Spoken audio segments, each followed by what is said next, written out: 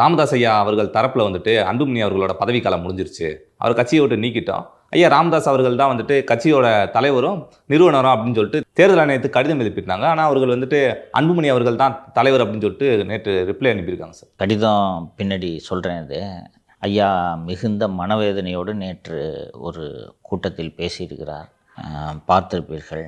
ரொம்ப கஷ்டமாக இருந்துச்சு எனக்கு. ஒரு 80களில் இருக்கும் ஒருவருக்கு இவ்வளவு வேதனையா அப்படின்னு. பிள்ளைங்க கவனிக்காமல் போகிறது எல்லா பெரியவங்களுக்கும் நடக்கும். வேலைக்கு போயிடுவாங்க, எங்கன்னு இருப்பாங்க, கண்டுக்க மாட்டாங்க வயதான காலத்தில்ன்றது வேறு. அப்போயாவது பெரியவர்கள் புரிந்து கொள்வார்கள். சரி, பொண்டாட்டி பிள்ளைங்க வந்துருச்சு, நம்மளை கண்டுக்க மாட்டேங்கிறான் அப்படின்ட்டு ஓரளவுக்கு புரிந்து கொள்வார்கள். இது மகன் தனக்கு எதிராக செயல்படுவது, தன் குழந்தையை விட அதிகமாக நேசித்த கட்சியை தன்னிடமிருந்து திருடுவது அவருக்கு இந்த வயதில் எத்தகைய மன உளைச்சலை ஏற்படுத்தும் என்பதை நான் புரிந்து கொள்கிறேன். நீயும் வந்திருக்கிற, பார்த்துருப்ப. என்ன சொல்கிறதுனே தெரியல எனக்கு. நேற்று இப்படி பேசக்கூடியவர்கள் அல்ல ஐயா. சமூக நீதி, மகளிர் உரிமை, மதுவிலக்கு, பிற்படுத்தப்பட்டோர் நலன், இடஒதுக்கீடு, இதுதான் அவரோட மூச்சு. இதை சுற்றி தான் அவரோட அரசியல். தந்தை பெரியாருக்கு பிறகு அதிக அளவு சமூக நீதி பேசியவர் என்ற பெருமை தனக்கு வேண்டும் அப்படின்ட்டு ஐயா நினச்சாரோ இல்லையோ தெரியல, அதை வாங்கிட்டார் அவர். நேற்று கடலூரில் ஒரு கூட்டம், ஒருங்கிணைப்பு கூட்டம் நடக்குது. அந்த கூட்டத்தில் வயிறு எரிஞ்சு சொல்கிறேன், உன் அரசியல் பயணம் முடிஞ்சிருச்சு. பேசுனதை சொல்லிடுறேன். நானும் இந்த வேதனையை பகிர்ந்துக்கணும்னு நினைக்கிறேன். I feel bad. ஒரு பொலிட்டிக்கல் நியூஸாக என்னால் பார்க்க முடியல. அதை தாண்டி ஐயாவெல்லாம் நேராக பார்த்து சந்தித்ததுனால ஐ ஃபீல் ரியலி பேட். எனக்கு மனசு இறங்குது, உங்களுக்கு மனசு இறங்கும், அந்த சமூகத்தில் இருக்கவங்களுக்கு மனசு இறங்கும். பெத்த பிள்ளைக்கு மனசு இறங்க மாட்டேங்குது, அதை வேதனைப்படுத்தி பார்க்குறாருன்ற வருத்தம் தான் எனக்கு இருக்குது. எனக்கு ஒரு மகன் பிறப்பான், அவன் என்னை போலவே இருப்பான்னு பாட்டு இருக்குது. ஆனால் எனக்கு நடந்த கொடுமை என்னன்றது எல்லாருக்கும் தெரியும். என் உயிரை தவிர எல்லாத்தையும் பறிச்சிட்டான். சூழ்ச்சி செய்து தன்னை பாமக தலைவர் என்று அன்புமணி அறிவித்து கொண்டிருக்கிறார். நான் வளர்த்த கட்சியை அன்புமணி அபகரிக்க பார்க்கிறார். அதை அனுமதிக்க முடியாது. எனக்கு உதவியாக மூத்த மகள் காந்தியை செயல் தலைவராக நியமித்துள்ளேன். பாமக விஷயத்தில் தேர்தல் கமிஷன் முடிவை எதிர்த்து டெல்லி உயர்நீதிமன்றத்தில் வழக்கு தொடுத்துள்ளோம். உண்மையை சொன்னாலும் தேர்தல் கமிஷனுக்கு புரியவில்லை. பணம் பத்தும் செய்யும் என்பார்கள். தேர்தல் கமிஷன் வரைக்கும் பணம் சென்று விட்டது. நீதிமன்றத்தில் எங்களுக்கு நியாயம் கிடைக்கும். உச்சநீதிமன்றத்திற்கு அன்புமணி சென்றாலும் நான் தான் வெல்வேன். அன்புமணியை படிக்க வைத்தது, டாக்டர் ஆக்கியது, மத்திய அமைச்சராக்கியது, பாமக தலைவராக்கியது என எத்தனையோ தவறுகளை செய்திருக்கிறேன். இப்போது என்னோடு மோத நினைக்கிறார். நான் இதய பரிசோதனைக்காக மருத்துவமனையில் இருந்தபோது மற்ற கட்சிகள், சமுதாய தலைவர்களை என்னை சந்தித்து நலம் விசாரித்தனர். ஆனால் அன்புமணி மருத்துவமனைக்கு டாக்டரிடம் விசாரித்துவிட்டு சென்று விட்டார். அப்போதுதான் உலகம் அவரை சரியாக புரிந்து கொண்டது. இனி வன்னிய மக்களை யாரும் ஏமாற்ற முடியாது. அன்புமணியின் பாச்சா பலிக்காது. தலைமை தேர்தல் கமிஷனில் வேண்டுமானால் அன்புமணி வெற்றி பெறலாம். ஆனால் என் பக்கம் மக்கள் இருக்கின்றனர், நீதி நியாயம் இருக்கிறது. இது ரொம்ப கவனிங்க, ரிமைண்ட் பண்ணுங்கள், சொல்கிறேன் நான். தமிழகத்தில் 96,000 கிராமங்களுக்கு நேரில் சென்று வியர்வை சிந்தி ஆலமரமாக பாமகவை வளர்த்தேன். இதுதான் அவருக்கு வேதனை. ஒரு உண்மையிலேயே ஒரு மிகைப்படுத்தல் இல்லாமல் சொல்கிறாரு. அவர் தான் நடந்தார். அந்த காலத்தில் ஒரு வண்டி நம்பர் மறந்துட்டேன், ஒரு பழைய அம்பாஸ்டர் கார் வச்சுருப்பார், இதை வச்சுக்கிட்டு தான் போவார். அந்த ஆலமரத்தில் கிளையின் ஒரு முனையில் அமர்ந்து கொண்டு அடிக்கிளையை அன்புமணி வெட்டி கொண்டிருக்கிறார். நான் வயிறெறிந்து சொல்கிறேன், அன்புமணியின் அரசியல் பயணம் முடிந்துவிட்டது. இனி வெல்லப்போவது நான் தான். என் உழைப்பை, உரிமையை விட்டு கொடுக்க முடியாது அப்படின்ட்டு இந்த கூட்டத்தில் பேசியிருக்கிறார். இப்போது அன்புமணி தரப்பில் இருப்பவர்களை கேட்டால் அவர் பக்கம்தான் நியாயம்னு சொல்லுவாங்க. நம்ம பொதுவெளியில் இருக்கிறோம், நாம் இங்கிருந்து பார்க்கலாம். அவர் தான் உங்களுக்கு பதவி கொடுத்தாரு, நீங்கள் சரியாக செயல்படவில்லை என்று அவரை ஒதுக்குறீங்க, ஓரம் கட்டுறீங்கன்ட்டு தான் இந்த பிரச்சனை தொடங்குது. ஃபஸ்ட்டு இந்த நிர்வாகிகளை எல்லாம் மாற்றுறாரு. ஐயாவோட ஆதரவாளர்கள் என்று இருக்கக்கூடியவர்கள் ஒவ்வொருவராக கட்டம் கட்டுகிறார். இப்போது இளைஞர் அணி தலைவராக இருக்கக்கூடிய GKM குமரனை ஐயா நியமித்த போது எல்லாரும் முன்னாடியும் அவமானப்படுத்துகிறாரு. எதுக்கு வந்த நீ அப்படின்ட்டு இந்த கூட்டம் நடக்குது. அதில் அவர் ஃபேமிலியை ஒய்ஃபை கூட்டிகிட்டு வந்திருக்காரு, ஒய்ஃபு பிள்ளைங்களை கூட்டிகிட்டு வந்திருக்காரு. ஐயா அன்றைக்கி சொன்னார், ஞாபகம் இருக்கு, அவன் எப்படி ஃபீல் பண்ணுவான், எல்லோரும் முன்னாடி நீ இப்படி அவமானப்படுத்துகிற அப்படின்ட்டு. அப்போலேருந்து அந்த ஐயாவுக்கு இந்த உறுத்தல்லாம் ஸ்டார்ட் ஆகுது. அதற்கு பிறகு அன்புமணி அமைத்த கூட்டணி ஐயாவை ரொம்ப மன உளைச்சலுக்கு ஆளாக்கி விட்டது. அவருக்கு என்னென்னா, இந்த கூட்டணி அமைகிறதெல்லாம் தாண்டி வாக்கு. எடப்பாடிக்கிட்ட பேசுகிற காலைல வாங்க சைன் பண்ணிக்கலாங்க, 7 சீட்டு, ஒரு மாநிலங்களவை. சௌமியா அன்புமணியே தோற்று போகிறாங்களே சார். 7 சீட்டு, ஒரு மாநிலங்களவை உறுப்பினர் அப்படின்ட்டு பேசி டீல் ஃபைனலைஸ் பண்ணிடுறாரு. காலையில் கையெழுத்து போடுறதுக்கு மூத்த தலைவர்கள் தங்கமணி, சிவி சண்முகம் எல்லாம் வர்றாங்க என்று எதிர்பார்த்து காத்து கொண்டு இருக்கும்போது திடீரென்று பாரத் மாதா கி ஜே என்று ஒரு அயன்மேன் வந்ததும் அவருக்கு அதிர்ச்சி தாங்க முடியல. அப்புறம் போய் என்ன வெளியில் சொல்ல முடியும்? வரும்போது ஒரு அமௌண்ட்டை தூக்கிட்டு வர்றாங்க. அப்படி சொல்லாதீங்க. சரி, அமௌண்ட்டுன்னு சொல்லக்கூடாது, பெட்டி எடுத்துகிட்டு வந்தாங்க. ஸ்வீட் பாக்ஸ் எடுத்துக்கிட்டு வர்றாங்க. வந்து பார்த்த உடனே சரி பையன் பணத்துக்கு ஆசைப்பட்டான்றதை புரிஞ்சுக்கிறாரு. இந்த பாருங்கள், கட்சி நடத்துறதுக்கு பணம் வேணும், ஐயாவுக்கும் பணம் வேணும். ஆனால் கட்சியை காவு கொடுக்காமல் நீங்கள் அந்த பணத்தை யூஸ் பண்ணணும். புரியுதா? கட்சியை காவு கொடுத்து பண்ணுறது பேர் வியாபாரம். கட்சி நடத்துகிற செலவுக்கு பணன்றது வேறு, கட்சியை விற்கிறதுன்றது வேறு. அன்புமணி வித்துட்டாருன்றது அப்போவே அவருக்கு புரிஞ்சிருக்கு. மொத்த பணத்தையும் தூக்கிட்டு போயிட்டார். ஒரு பைசா இல்லை. போய் பங்களா கட்டிட்டாரு ஏற்காடில். அதுக்கப்புறம் ஈசிஆரில் கிட்டத்தட்ட ஒரு 10 கிரவுண்டு என்னமோ சௌமியா பேரில் ரெஜிஸ்டர் ஆகிருக்கு. சொத்தாக வாங்கி போடுறாரு. இப்போ ஐயாவுக்கு கட்சி எதை நோக்கி போகுது, என்ன ஆகுன்றது தெரியும். கொஞ்சம் ரிவர்ஸில் திங்க் பண்ணி பார்ப்போம். பாமக அதிமுக கூட்டணி 24 தேர்தலில் போட்டிட்டு இருந்தால் இன்றைக்கி இவர்கள் ஆதரவில் பாஜக அரசு நடந்து கொண்டிருக்கும். பாஜக கூட்டணி அமைஞ்சிருக்காது ப்ராபப்ளி, சட்டப்பேரவை தேர்தலுக்கு சொல்கிறேன். இன்றைக்கி பாமக கட்சி எப்படி பார்ப்போம்? நம்ம 3 MP வச்சுருக்காங்கப்பா. இன்றைக்கி பாமகவை எப்படி மற்ற கட்சிகள் மதித்து கூட்டணிக்கு அழைப்பார்கள்? இன்றைக்கி உங்களுக்கு 0 அந்த வேதனைலாம் இருக்கும்போது அப்போ தான் இவர் முடிவெடுக்கிறார். இவங்ககிட்ட எல்லாத்தையும் விட்டோன்னே தான் இந்த கூட்டணி இதெல்லாம் நடக்குது. ஸோ அதுக்கு பிறகு கையில் எடுக்கிறாரு லகானை. நீ உன்னால் இப்போ பார் 0 MP சீட் இருக்குது, நீ you made a bad decision அப்படின்றதுனால இப்போ இனிமேல் நான் அப்படின்ட்டு முடிவெடுத்துட்டு அந்த GKM குமரனை வந்து அவமானப்படுத்தணுன்னு அவர் ரிசைன் பண்ணிட்டு போய்ட்டார். கூப்பிட்டு ரிசைன் பண்ண சொல்கிறாரு, அவரை ரிசைன் பண்ணிட்டு போகல, ரிசைன் பண்ணு. ஸோ அந்த அடிப்படையில் தான் அந்த முடிவை எடுத்து நான் இனிமேல் பார்த்துக்கிறேன் அப்படின்ட்டு ஒரு முடிவு எடுக்கிறாரு. Because you made a bad decision.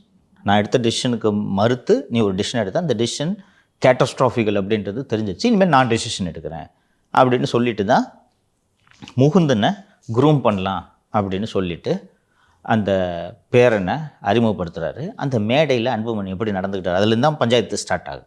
எப்படி நடந்துக்கிட்டாருன்றதை பார்த்தோம். அவ்வளோ மக்கள் கூடி இருக்கிறாங்க, மேடையில் மைக்கை தூக்கி போடுறாரு. அதில் தான் சொன்னார், நான் சொல்கிறத கேட்டால் தான் உனக்கு பதவி அப்படின்றதெல்லாம் ஐயா சொல்கிறாரு. அதற்கு பிறகு ஐயா பேசும்போது தான் உள்ளே என்ன நடந்தது என்பதையெல்லாம் நாம் தெரிந்து கொள்கிறோம். அன்புமணி ஒரு ஸ்டேஜில் இந்த மெயினாக வந்து இந்த தகவல் சொல்வது என்னென்னா, இந்த கட்சி ஒரு பணம் சம்பாதித்து கொடுக்கும் இயந்திரம் என்று அன்புமணி கருத தொடங்கிவிட்டார்.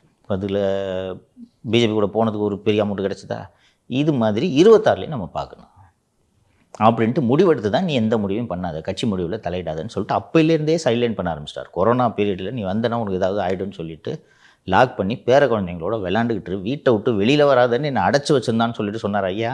இப்படிப்பட்ட ஒரு பொலிட்டிக்கல் அனிமலை நீ எப்படி அடைச்சி வைக்க முடியும்? நீ நார்மலாக நாள் இந்த கவர்மெண்ட்டில் வேலை செஞ்சு ரிட்டையர் ஆனாலுங்கன்னா அப்போ சந்தோஷம்பா கொடுப்பா அப்படின்னு டிவியை பார்த்துட்டு உட்காந்துருப்பாங்க. இந்த இவரெல்லாம் கட்டுப்படுத்த முடியாது. அதனால அதெல்லாம் சேர்ந்து இவருக்கு அக்யூமுலேட் ஆகி ஸோ இதுக்காக தான் இதெல்லாம் பண்ணியிருக்கிறான் அப்படின்றது தெரிஞ்சவொடனே தான் இனிமேல் நான் நடத்துகிறேன் அப்படின்னு சொன்னோடனே இவர் தாங்கிக்கல. ஒரு ஸ்டேஜில் தான் ஐயா இதுக்கு மேலெல்லாம் இழுத்து போட்டுக்கிட்டு இது பண்ணால் முடியாது அப்படின்னு சொல்லிட்டு அந்த முகுந்தனுக்கும் தொலை கொடுக்குறாரு. முகுந்தனை இளைஞர் அணிக்கு அனௌன்ஸ் பண்ணுறால பண்ணோடனே நீ ரிசைன் பண்ணால் தொலைச்சிருவேன் ஒன்று அப்படின்னு சொன்ன உடனே தான் இதுக்கு மேலே ஒன்றும் சுத்தப்படாது தான் ஐயா அந்த முதல் முறையாக அந்த ப்ரெஸ் மீட்டை வச்சு எல்லாத்தையும் நடந்தது சொல்கிறார். ஏன்பா அந்த முகுந்தனுக்கு கொடுத்ததுக்கு நீ இவ்வளோ கோவப்படுறிய, உன் பொண்ணுக்கு கொடுத்துருந்தானே நீ அப்ஜெக்ட் பண்ணியிருப்பியா அப்படின்னு நாங்கள் அம்மா கேட்டவுடனே தான் பாட்டில் தூக்கி அடித்தது. ஒரு பொங்கல் தினம் என்று நினைக்கிறேன். எல்லாம் சொன்னோன்னே ஐயா பேசினோடனே பிரிவு அதிகமாகிவிட்டது. அதற்கு பிறகு அன்புமணி அவர்களை நடத்த என்னவென்பதை நாம் பார்க்குறோம். கட்சிக்காரங்களெல்லாம் விட்டு ஐயாவுக்கு நல்ல புத்தி கொடுன்ட்டு சாமிகிட்ட கும்பிட வச்சு வீடியோ எடுத்து ரிலீஸ் பண்ணுறது. ஐயா பற்றி தப்பு எழுதுனா அவனுக்கு கூப்பிட்டு வச்சு பதவி கொடுக்குறது. தம்பி நான் நாகரிகம் கருதி இதெல்லாம் பேசலை, வக்கரமாக எழுதுறாங்க. அது மாதிரி எழுதுறவனே டேய் எங்கள் அப்பாடா இப்பெல்லாம் எழுதாதீங்கன்னு தான் நீ சொல்லணும். அவனை கூப்பிட்டு வச்சு பக்கத்தில் ஃபோட்டோ எடுத்துகிட்டு பதவி கொடுக்குற. இது எல்லாத்தையும் விட உச்சம் ஒட்டு கேட்குற கருவி வச்சா எப்படி இருக்கும்? அவர் அன்புமணி தரப்பில் 100 நியாயம் இருக்கும். இதுக்கெல்லாம் என்ன விளக்கம் அவர் கொடுக்க முடியும்? ஐயா ஆதரவாளர்களை வந்து இவங்க ஆதரவாளர்களை விட்டு அடிக்கிறது. இது என்ன எத்தனை இடத்துல இந்த இன்சிடென்ட் நடந்துச்சு நீ பார்த்தியா? என்னப்பா பழக்க வழக்கம்? உங்கள் அப்பாப்பா நீங்க எல்லாருமே ஒரே சமூகம் தானே, நேற்று வரைக்கும் ஒன்றா இருந்தவங்க தானே. தூண்டி விட்றீங்க, அவனை அடிக்க சொல்லி தூண்டி விட்றீங்களே, இது வாட் நான்சென்ஸ் இஸ் திஸ்? பெற்ற தந்தையை பற்றி அவதூறாக எழுத வைத்து அதை கொண்டாடுவதெல்லாம் என்ன மாதிரியான மனநிலை? நீங்கள் சாமி கும்பிட்றவர் அன்புமணியும் சௌமியாவும் பயங்கரமாக சாமி கும்பிட்றவங்க. அங்கே போய் பல கோயில்களுக்கு போகிறத புகைப்படங்கள்லாம் வெளியில் வந்திருக்கு. போப்பாண்டவர்லாம் போய் பார்த்துட்டு வந்திருக்காங்க. பெற்றோரை இப்படி பண்ண சொல்லி தான் சாமி சொல்லி கொடுக்குது அவங்களுக்கு. பாவ புண்ணியத்தெல்லாம் நம்புறவங்க தானே நீங்கள். இது பாவம் இல்லையா நீங்கள் செய்வது? எனக்கு கீழே செயல் தலைவராக செயல்படுன்றது தானே சொல்கிறாரு. வேறு என்ன சொல்கிறாரு? நீங்கள் வரக்கூடாதுப்பா, தைலாபுரம் தோட்டம் உனக்கு இல்லைப்பானா சொல்கிறாரு. அது இப்போ செயல்படுற மாதிரி அன்புமணி அவர்கள் அப்போ செயல்பட்டு இருந்தாரு யாரும் கட்சி பண்ணுன்னு தானே சொல்கிறாரு. பார்த்தல அங்கே தோட்டத்தில் போய் பக்கத்தில் பார்த்தல, கிளாஸ் எடுத்து பெண்களுக்கு பயிற்சி பட்டறை கொடுத்து அட்டண்டன்ஸ் போட்டு இவாலுவேஷன் வச்சு ஒரு சமூக இயக்கமாக அவர் எப்படி செயல்பட்டுருக்காரு. எந்த கட்சியிலையும் அப்படி இல்லை. இதில் நடத்துகிறாங்களா வகுப்புலாம்? இப்படி அவர் திங்க் பண்ணியிருக்காரு. பார்த்து எவ்வளோ ஒரு சிலாகிச்சு சொன்னார் பார்த்தியா. உணவு போட்டு வந்து இத்தனை நாள் தங்கி முடிச்சுட்டு தான் போகணும். இவரே வந்து இவாலுவேட் பண்ணுவார். அப்போ இந்த சமூகத்தில் இவர்களுக்கு இந்த அடிப்படை கட்டமைப்பை உயர்த்த வேண்டும் என்று எப்படி செயல்பட்டு இருக்கிறார். இன்றைக்கி தினமலரில் பேஜ் 1 நியூஸ் வந்துருந்துச்சு. பிஹெச்டி படிச்சுட்டு ஆசிரியர் வேலைக்கு தேர்வு எழுதுகிறாங்க. குறைந்தபட்சம் அதில் என்னென்னா, நீங்கள் மேக்ஸில் நீங்கள் பிரமாதமான மார்க் வாங்கலாம், பட் 50 மார்க்ஸு தமிழில் எடுக்கணும். தம்பி 36% பேர் ஃபெயிலுடா தமிழில். நீயும் ஃபெயில் தான், அவள் தெரியும் எனக்கு. தமிழ்லாம் 85க்கு மேலே. Very good. பிழை இல்லாமல் எழுதுவேன். அது போதும். 36% குவாலிஃபை ஆகலப்பா. இதெல்லாம் தான் அவர் செய்த பணி. புரியுதா? பிழை இல்லாமல் எழுது முதல்ல தமிழை. உன் தாய்மொழி இது. ழாவை தப்பாக போடாத, நாவை தப்பாக போடாத. ஒரு பழக்கருப்பை ஐயா தான் சொல்லியிருந்தார், வரலாற்று தகப்பன் உங்கள் தகப்பன். வரலாற்று தந்தை தான் நம்ம அப்பெல்லாம். அப்படியா? இன்னொன்று, கொஞ்சம் வெயிட் பண்ணணும், அவ்வளோதானே. இவர் ஜிகே மணியோ ஜிகேஎம் குமரனோ அன்பழகனோ அங்கே இருக்கக்கூடியவர்கள் யாராவது வந்து பாமக தலைவராக வரப்போகிறார்களா? முடியுமா? யாரையா போட்டி உனக்கு? அப்போ இங்கே இது ஒரு அமௌண்ட் வாங்கணும், இவ்வளோதானே. வேறு ஏதாவது இருக்கா? ரீசன் இருக்கா? சொல்லுங்கள். வேறு ஏதாவது ரீசன் இருக்கா சொல்லு. இல்லை உங்கள் ஐயாவை போல் நீ சமூக நீதிக்காக போராட போறியா நீ? ஸோ இன்றைக்கி இந்த தேர்தல் ஆணையம் விவகாரத்துக்கு வருகிறேன். பாமக ஒரு பதிவு பெற்ற கட்சி, அங்கீகரிக்கப்பட்ட கட்சி அல்ல. பதிவு பெற்ற கட்சி என்ற அடிப்படையில் இவர் ஐயாவோட கிளைம் என்னென்னா, 25லேயே ஏதோ ஒரு டேட்டு சொல்கிறாரு. அந்த டேட்டிலேயே அன்புமணியோட பதவிக்காலம் முடிந்து விட்டது அப்படின்னு ஐயா சொல்கிறாரு. இவங்க இதுக்கு நடுவில் அதுக்கு மேலே பதவிக்காலம் இருக்குன்ற மாதிரி ஒரு கடிதத்தை இது அனுப்பிச்சிட்டாங்க. அதை ரெக்கார்டாக எடுத்துக்கிட்டு சரி ரைட்டு, திருப்பி ரீஎலெக்டட் அப்படின்னு சொல்லிட்டு அன்புமணி இதுன்னு பதிவு பண்ணிக்கிட்டாங்க. ஐயா என்ன சொல்கிறாரு, அந்த டேட்டில் அவன் தலைவர் இல்லைன்னு சொல்கிறாரு. எலெக்ஷன் கமிஷன் என்ன சொல்லுது, பாஸ் நீங்கள் பதிவு பெற்ற கட்சி, இதில் எல்லாம் பஞ்சாயத்து பண்ணுறது எங்களுக்கு வேலை இல்லை. தேர்தல் ஆணையத்தில் பதிவு பெற்ற கட்சிகளின் எண்ணிக்கை 2500க்கும் மேல். ஒவ்வொரு கட்சியும் கூட்டு உட்கார வச்சு பஞ்சாயத்து பண்ணிகிட்டு இருக்கிறது எங்கள் வேலை இல்லை. உங்களுக்கு உண்மையிலே பஞ்சாயத்து இருந்துச்சுன்னா போய் கோர்ட்டில் பார்த்துங்க. அவர் நீங்கள் சொல்கிறீங்கல்ல அந்த டேட்டில் அவர் இல்லைன்ட்டு, அதை தீர்த்து வைக்கிறது எங்கள் வேலை இல்லை. அந்த டேட்டில் அன்புமணி தலைவராக இல்லையான்றதை அங்கீகரிக்கப்பட்ட கட்சியாக இருந்தால் நாங்கள் தலையிடுவோம். இங்கே பதிவு பெற்ற கட்சி, பதிவு பெற்ற கட்சியோட விவகாரங்களில் தலையிடுவதற்கு தேர்தல் ஆணையத்திற்கு அதிகாரம் இல்லை.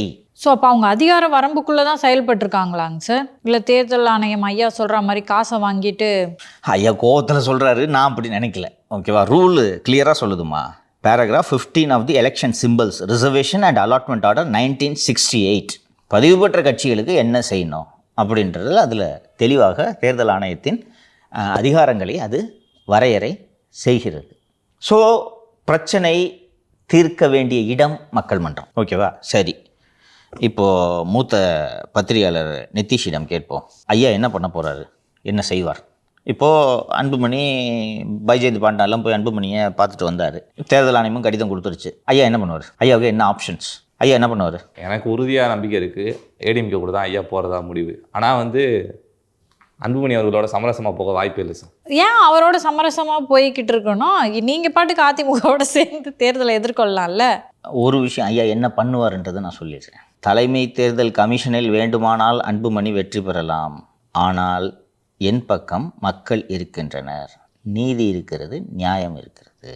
ஒருவேளை தேசிய ஜனநாயக கூட்டணி அன்புமணி தலைமையிலான பாட்டாளி மக்கள் கட்சியை இணைத்து கொண்டு தேர்தலில் போட்டியிட்டால் ஐயா 20 சீட்டு கொடுப்பாங்களா பிஎம்கேக்கு? அந்த 20 சீட்டில் மட்டும் கேண்டிடேட் போட்டு ஐயா வேலை செய்வார். எனக்கு என்டிஏவை பற்றி கவலை இல்லை, திமுகவை பற்றி கவலை இல்லை. அன்புமணி கேண்டிடேட் ஒருத்தன் ஜெயிக்கக்கூடாது. தன்னோட சக்தியை மீறி பிரச்சாரம் பண்ணுவார். என் மகன் நீ என்ன வீழ்த்த பார்க்குறியா, முழு சக்தியும் செலவு பண்ணுவார். அப்படி முழு சக்தியும் செலவு பண்ணும்போது அன்புமணியோட கேண்டிடேட்ஸை வீழ்த்துறதுக்கு திமுக பண உதவி செய்ய யோசிக்குமா? யோசிக்காது. இன்கேஸ் அவங்க அன்புமணி தூக்கிட்டு போயிட்டாங்கன்னா they'll take the father on board. திருமாவளவன்னா பேசி கன்வின்ஸ் பண்ணிடலாம், ஒன்றும் பிரச்சனை இல்லை. ஐயா தானேங்க, 2 பேர் ஃப்ரெண்டாக தானே இருந்தீங்க. அதனால் இவரும் திருமாவுக்கும் ஐயா மேலெல்லாம் பெரிய மரியாதை உண்டு. நடுவில் சில சிக்கல்கள்லாம் இருக்குது, பெரிய மரியாதை உண்டு. அவர் ஒன்றும் ரொம்பலாம் முரண்டெல்லாம் பிடிக்க மாட்டார். அப்போ இவருக்கு என்ன, பழைய எண்ணிக்கையில் தொகுதிகளை ஒதுக்காமல் கொஞ்சம் குறைவான எண்ணிக்கையில் ஒதுக்கிட்டு, இன்னொன்று நார்த்தில் வன்னியர் தலித் காம்பினேஷன் எப்படி இருக்கும், அதை மீறி அன்புமணி கேண்டிடேட் ஜெயிச்சிருவாங்களா? ஸோ என்டிஏவுக்கு இது மிகப்பெரிய பலவீனம். எப்படியாவது பேசி அன்புமணியோ ஐயாவையோ பேசி காலில் கீழாவது உழுந்து 2 பேரையும் ஒன்றா எடுத்துகிட்டு வர தான் ஒரே வேலை. ஒரு வழி மிடில் பாத்தாக ஒன்று கண்டுபிடிக்க வேண்டுமென்றால் ஒரு கட்சி தான், ஆனால் தனித்தனி அணி, ஜே அணி, ஜா அணி, ஐயா அணி, சின்னையா அணி அப்படின்னு பிரித்து 2 பேருக்கும் சீட்டை கொடுத்து 2 பேரையும் அக்கமடேட் பண்ணுறது ஒன்று தான் வழி. நான் அதுக்கு ஐயா ஒத்துக்கணும் சார். அதுக்கு தான் பேச்சுவார்த்தை. ஐயாவின் மனதை கரையுங்கள் ஒரு வழியில், இது ஒன்று தான் ஆப்ஷன் எனக்கு தெரிஞ்சு. இதை பண்ணாமல் அன்புமணி கூட நீங்கள் சைன் பண்ணுறதுனால 10 பைசா பிரயோஜனம் இல்லை. Anbumani will become a liability for NDA. அதிமுக தலைவர்களோடு பேசினேன், சங்கர் நாங்களும் போய் பேசணும், ஐயா கிட்ட பேசணும், அந்த பேச்சை எடுக்காதப்பா அப்படின்ட்டாரு. அதுக்கு மேலே அவர்கிட்ட என்னத்தை பேசுறது, கஷ்டமாக இருந்துச்சு. அவர் பார்க்குறதுக்கும் ரொம்ப கஷ்டமாக இருக்குது. அவர்கிட்ட ஐயோ பரவாயில்ல சமாதானமாக போங்க பையன் கூடன்ட்டுலாம் சொல்லவே எங்களுக்கு மனசு வரல. கரெக்டு தான் சார். ஐயாவும் ஒரு விஷயத்தை யோசிக்கணும்னு நினைக்கிறேன் சார். இது வந்து வெறும் மகன் அப்பா சம்மந்தப்பட்டது கிடையாது, தமிழகத்தோட தலையெழுத்தையே தீர்மானிக்க போகிற ஒரு தேர்தல். அதனால அவரும் சில விஷயங்களை விட்டு கொடுத்து போகணும் அப்படின்னு நான் நினைக்கிறேன். சரிதான், இப்போ விட்டு கொடுத்து போயிட்டா 5 வருஷத்துக்கு யாருமே அந்த போட்டு திரும்பி பார்க்க மாட்டீங்க, அப்புறம் நான் என்ன பண்ணுறது? அன்புமணிக்கு விட்டு கொடுத்துட்டு அமைதியாக இருக்கிறத பற்றியே நான் பேசலை. அன்புமணியோடு சேர்ந்து ஒரு வின்வின் பாலிசியாக என்ன பண்ண முடியுன்றத பெரிய ஐயா யோசிக்கணும்னு நான் நினைக்கிறேன். பெரிய ஐயா பெண்களின் கருத்துக்கு முக்கியத்துவம் தருபவர். அதனால் நமது சேனலின் பெண் பத்திரிகையாளர் மாலதி அவர்கள் சொல்லும் கருத்தை ஐயா பரிசீலனைக்கு எடுத்துக்கொள்வார் என்று நம்பலாம். எனக்கு இது ஒரு சொல்யூஷன் வரணும்னு தான் எல்லாருக்கும் ஆசை. நமக்கு எப்படி இருக்குதுன்னா வன்னிய சமூக மக்களுக்கு எப்படி இருக்கும், நாடா நம்ம கட்சி இப்படி போச்சே அப்படின்னு ரொம்ப மிகுந்த மன வருத்தத்தில் இருப்பார்கள் யார் நிலைப்பாடு எடுக்கிறதுன்னு. அதே நேரத்தில் கட்சி மற்றும் நிர்வாகிகள் அன்புமணியோடு இருக்கலாம். இந்த கட்சி உருவாக காரணமாக இருந்த வன்னியர் சங்கம் முழுமையாக ஐயா பின்னணியில் இருக்கிறது. அந்த சங்கம் மாறாது. அந்த சங்கத்திற்கு அதிகாரம் பெற்று தந்தவர் ஐயா தான் என்பதை அந்த சமூகம் மறக்காது. ஸோ சிம்பத்திக்காக ஓட்டு போடுவாங்க. ஐயாவும் எப்படி கேட்பார், உங்களுக்காக உழைச்ச எனக்கு இது கூட செய்ய மாட்டிங்களா? இப்போ பேசினார்ல என் உயிரை மட்டும்தான் எடுக்கலை அப்படின்னு. இது அந்த சமூக மக்கள் பார்த்துக்கிட்டு எப்படி இருப்பாங்க, பெத்த தகப்பன் இப்படி பண்ணுறப்பல அப்படின்னு. இதில் சொல்ல வேண்டியதை சொல்லிட்டேன். இறங்கி வர வேண்டியது யார் என்பது இன்றைக்கி அன்புமணி கூட எல்லோரும் அன்புமணி சொல்கிறதெல்லாம் கேட்டுக்கிட்டு கிடக்கிறாருங்க. அந்த வயசானால புத்தி பதிலிச்சு போச்சுன்ட்டு நீங்கள் பேசலாம். ஆனால் அவங்களே போய் ஐயாவுக்கு தான் ஓட்டும். ஏன்னா அந்த சமூகத்துக்கு அடையாளம் பெற்று தந்தவர் ராமதாஸ், யாரும் மறக்க மாட்டாங்க. அதனால் இந்த பிரச்சனைக்கு சொல்யூஷன் வரும் என்று நான் நம்புகிறேன். என்று மாலதி சொன்னதை ஐயா பரிசீலிப்பார் என்றும் நான் நம்புகிறேன். இல்லை, ஐயா வந்து ஊமை ஜனங்கள்னு சொல்லுவார். அவங்களுடைய தலையெழுத்தும் இந்த தேர்தலை ஒட்டி தான் இருக்குது அப்படின்ற அடிப்படையில் அதெல்லாம் சேர்த்து ஐயா கன்சிடர் பண்ணணும்னு நினைக்கிறேன் சார். ஊமை ஜனங்களுக்காக தான் ஐயா பல ஆண்டுகள் அரசியல் பண்ணிக்கின்றார். அந்த வேர்டு காயின் பண்ணது ரொம்ப அழகானது வார்த்தை. என்னென்னா, ஏன் உங்களை ஊமை ஜனங்கள்னு சொல்கிறேன்னா, உங்களால் பேச முடியாததுனால தான் நீ அமைதியாக இருக்கிற. உங்களுக்காக நான் பேசுகிறேன், ஊமை ஜனங்களின் குரலாக நான் இருக்கிறேன். அப்படி குரலாக பார்த்தவர்கள் ஐயாவோட சேவையை மறந்து விடுவார்களா? ஸோ ஐயாவை தனியாக விட்டிங்கன்னா அதோகதி, அது புரிஞ்சுக்குங்க. ஸோ பிஜேபி இந்த சமாதான முயற்சியில் இருவரையும் எப்படி பேச்சப் பண்ணுறதுன்றதில் மிக தீவிரமாக இறங்கி இருக்கிறது. உங்களது சமாதான முயற்சிக்கு எங்களது முழு ஆதரவு இருக்கிறது என்று அதிமுக தெரிவித்து விட்டது. நாங்கள் ட்ரை பண்ணிட்டோம், முடியல, நீங்கள் ஏதாவது ட்ரை பண்ணி இதை சக்ஸஸ்ஃபுல்லாக முடிங்கன்னு சொல்லியிருக்கிறாங்க. So things will evolve soon.